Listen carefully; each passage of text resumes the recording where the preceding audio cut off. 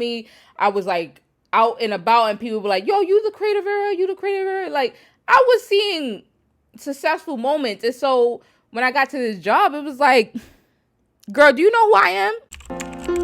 Be love. Be light. Be peace. Be life. Be wrong. Alright. Be strong. Be bold. Be black. Be gold. Be love. Be love. Be love. Be.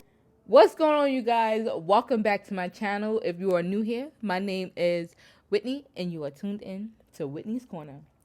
And if you're not new here, I need you to give me a little "yer" in the comment section because that's what we do around here. But anyway, as you guys can see by the title, we are talking about career change. Hello. I know this is like a very sensitive, I don't even say sensitive, but I think this conversation is needed in a space where after like the last like 2 years, you guys know what I'm talking about, where a lot of shifts has happened in terms of people making changes in their career, making changes in their job choices, going from the office to being remote. Like I feel like there's a lot of I feel like a lot of people don't really talk about it, but I'm here to talk about it because why not? But anyway, a little bit about myself in terms of my career. So I would have to start from like where I graduated from. So anyway, when I was in college, I went to Parsons, the New School for Design. I might have mentioned this in my videos before, but I went to Parsons, the New School for Design, and where I studied like graphic design, and I spent 4 years, and I have a 4-year degree. I don't know where that certificate is. That degree is probably somewhere in a corner. I don't know, but it was much needed. But anyway, so while I was in college, of course I need a little bit of coins, so I decided to work at Old Navy. I worked at Old Navy for 3 years up until the point I graduated. So I graduated May 2011, and literally like the end of the May I quit Old Navy. Now, I didn't have really much I didn't know what I was doing in life. Like I really didn't know what I was doing in life, but I had the security of everything that I had the option to do that because at the time I didn't have to pay for rent. I was a caretaker for my grandmother, so I literally was like living rent free, and so I didn't have no real responsibility. I was like, I don't have any kids, so at the time it was just like, you know what, Whitney, just like maybe you need to pursue your entrepreneur life. And so that's where my journey of entrepreneur started. And I was just like, again, I still didn't know what I was doing. I just jumped right into it. Like I went cold turkey. Like I didn't have a plan. I didn't have a 5-year plan. I didn't have a 10-year plan. I literally just was like, this is something I'm passionate about and I just want to do it. Like that was the whole like mindset that I had when I jumped into like entrepreneurship. And now, mind you, entrepreneurship back then and entrepreneurship now. Now, when I tell y'all, entrepreneur back then, there were not a lot of young entrepreneurs. Like there were a lot of older entrepreneurs who had like storefronts and and was very successful and stuff like that. Like those type of entrepreneurs, yes. But like young and being an entrepreneur, that was definitely not the case. Okay, so I'm jumping into this with like no backbone, nobody to kind of like cheer me on because it was kind of like a rare thing to do at the time. But now, a lot more people are doing entrepreneurship. Anyway, so I kind of started 2010, and then I officially started my business 2011.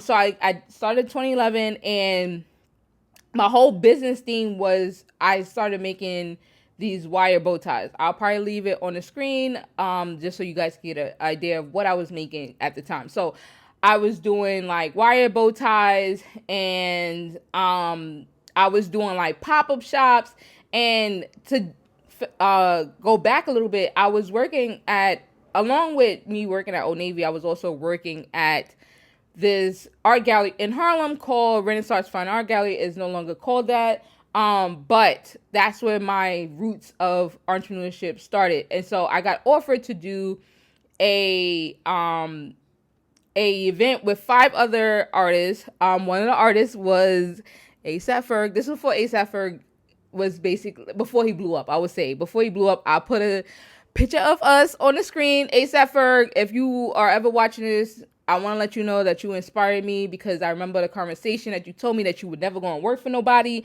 And here you are, you ain't never worked for nobody. And you just out here pushing and going. Like, that's reality. But anyway, so I did a art show, and I sold my very first, like, few pieces. Like, I sold, I would say, like, I want to say like $300 worth of inventory, which was big for me. So I was like, oh, like, I'm rich. Like, all right, time to quit this job. So that put a battery in my back. And so my entrepreneurship started from there. So as time went on, now, baby, anybody could tell you, now at this time I ain't know, but anybody could tell you now, but like the first couple of years of entrepreneurship is very difficult. The reason I'm saying that, most of the time, is very difficult. The reason I'm saying that is because you're usually taking the money that you have and you're putting it in the business, and then whatever money you get from the business, you're putting it back in the business. Like that.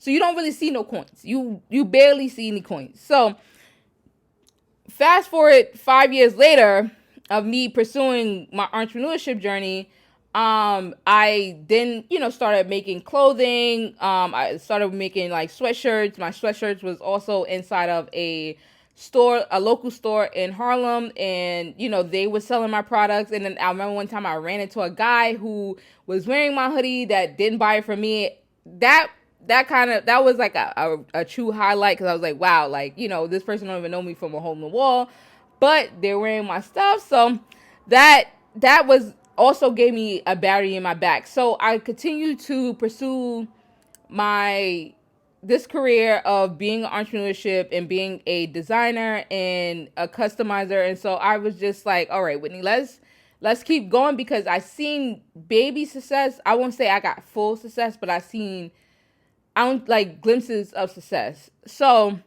then I wound up getting another job at as a teaching artist at an after school program. I did that for like a year, and then after that I was like, all right, well, Whitney, what we doing? Like, where we at in life? Like, are we gonna are we going to like continue doing this full time, or are we gonna get another job? And the reason I kept getting other jobs because my money just kept evaporating. It just gone. That just flying away. And so I just kept saying, dang, like, every time I get money from this business, it's just going right back into the business. So I had a lot of struggle during this entrepreneurship journey. And so I then got another job at I got another job at this cafe. And that was the final straw. Like, that was kind of like, heck nah. Like, I deserve more than this. Like, I'm over here getting success in my business. I won't say financial success, but I'm getting acknowledgement and success. Like, people were acknowledging me. I was like out and about, and people were like, yo, you the creative era, you the creative era. Like, I was seeing successful moments. And so when I got to this job, it was like, girl, do you know who I am? Well, at the time I didn't know who I was, but I was just in my mind like, girl, do you know who I am? But she, my manager, she was a wild woman. Like, she talked to me crazy, like to the point where I had to like go inside of the bathroom several times to like cry it out and come back out and kind of figure it out. But around the time that I decided to quit that job was also around the time my grandmother had got sick. So my grandma had dementia. So around the time like she became more sick. So I was just like, she was hospitalized for a good minute. And so I was like, all right, I can't do this job. So that was technically like my last job that I had. So I again went back into entrepreneurship, and I made the full commitment of saying, Whitney, put your best foot forward in this business. Put your best foot forward in this business. And so for 10 years, I would say 10 complete years, that's exactly what I did. And so I got to a level where on my 10th year, I won't say it was started to linger on from like the 9th to the 10th.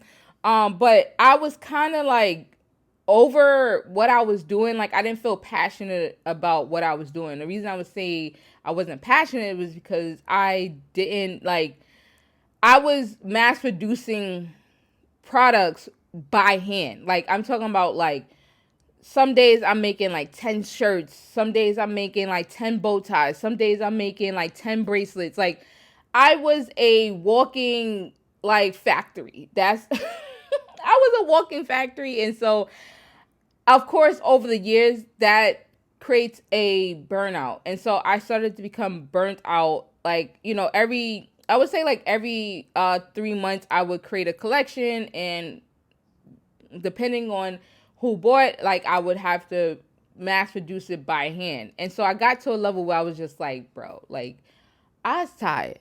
I is tired. And I can't do this. Really, the thing that got me, this is the thing that got me to change when I'm going to jump into like the career change, right? It's still in alignment of what I'm doing, but it's just a redirection. But anyway, I had gotten to a level where I'm like, Whitney, whenever you have kids, will you be able to leave this particular business behind for your kids? And the answer was no. And the reason I say no, or even I couldn't even bring along other people to help me with what I'm doing, because I am the only person that knows how to do this.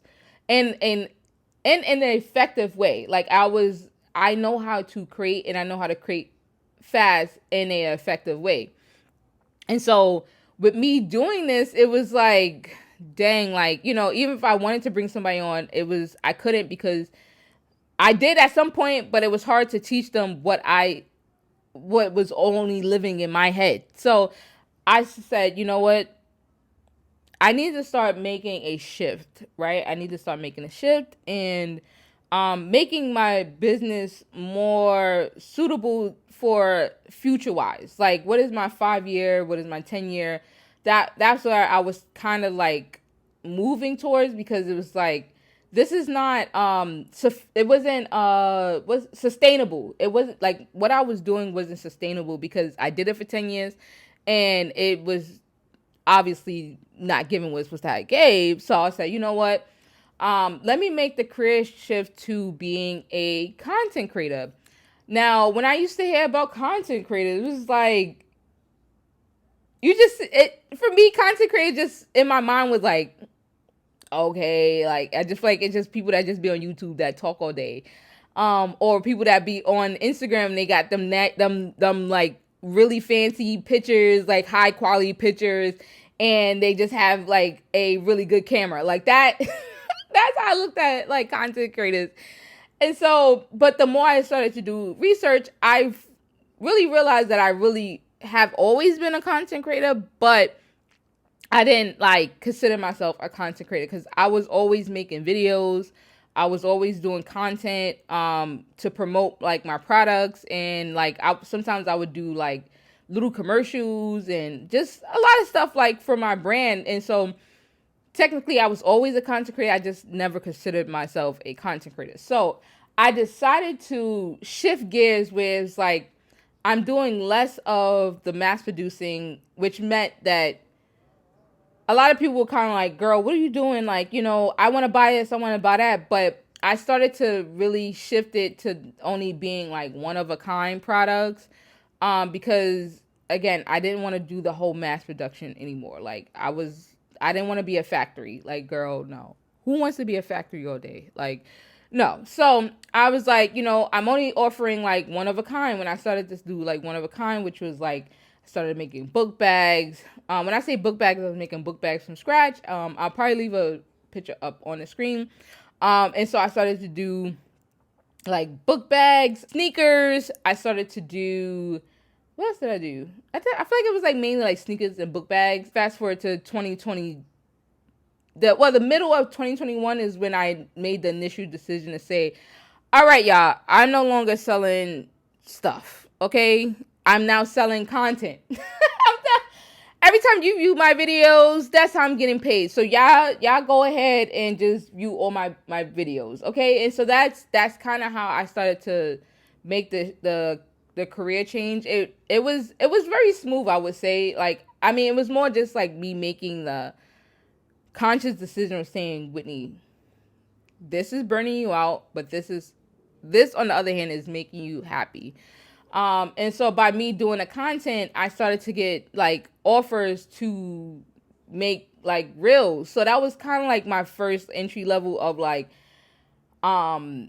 hey, we want you to make reels. We'll pay you X amount of dollars for you to make reels. And I was like, whoa, like what? Like, oh, okay. So I did that. And I'm still doing that where, you know, I get paid to create reels, and get paid to do content overall. Now I won't say that I'm making like top dollars now. We almost there.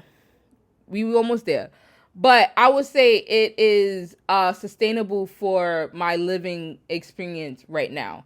And so with that being said, I've been pursuing it for like a year and a half so far, like actively pursuing it for a year and a half. And basically what I do is every week I just make new stuff. Like that's what I do. Like every week I make new stuff. And I know it sounds easier said than done, but there is a lot of back things that I do in terms of creating things from scratch, customizing sneakers, doing YouTube, like your girl's out here being consistently on YouTube. Okay, because I'm trying to get my YouTube coins. But anyway, consistently being on YouTube, and yeah, just being consistent. Like I would say the last like 3 months, I have been very, very consistent with my content. And the reason I have been is because I want to grow. I want to, you know, be acknowledged as a high-end content creator. Like I want to be one of the go-to content creators where it's like, nah, did you see her work? Her work is fire, bro. Like that's where I'm at in this journey of career changing. So far, I love it. I don't feel overwhelmed. I don't feel like I do feel like I'm working for myself rather than being a factory. Like that whole factory girl child, it drained me. Oh, Lord have mercy. Today drained me. Change has brought me more happiness. It has brought me more opportunities to be visible. It has brought me it's heightened my creativity because I feel like when I was doing it, when I was mass producing, it was like I was working on the same product over and over and over, but ain't nobody got time for that. So, you know, I'm now able to exercise my creativity. I feel like my creativity is improving. My content is improving. And that's where I'm at. Like, you know, and anybody that's watching this who, you know, is deciding to make a career change, just do it. If you feel like it's something you passionate about, because don't ever make a career change if you're not passionate about it, especially in entrepreneur. If you decide to be an entrepreneur, you need to be passionate because, baby, if you're doing it for the money, girl, baby, I'm gonna tell you right now, it ain't gonna happen. All right, you gonna fail every time. So if you're because sometimes you're not gonna see the money. You're not gonna see the money, bro. Especially in the beginning, you're not gonna see the money, and so taking the time to understand if you're passionate about what you're doing, do that. Do what you're passionate about. Don't do it because it's more money. Yes, the more money helps, but what's more money if it's bringing you down? Like, if it's making you feel unhappy, what's more money if it's making you feel like you're not deserving of being you? Like, those are some real questions, you know what I'm saying? Send me some coins downstairs. All right. Anyway, I'll see you guys in the next video. And yeah, I'll see you guys in the next video. Later.